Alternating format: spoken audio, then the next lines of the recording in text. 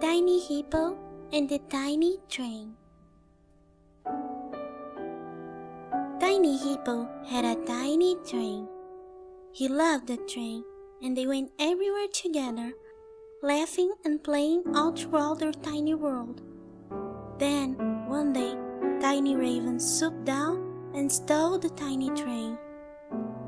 This made Tiny Hippo very sad, but he decided that he would be brave. So, the next day, he walked up the tiny mountain, crossed through the tiny valley, climbed up the tiny oak tree,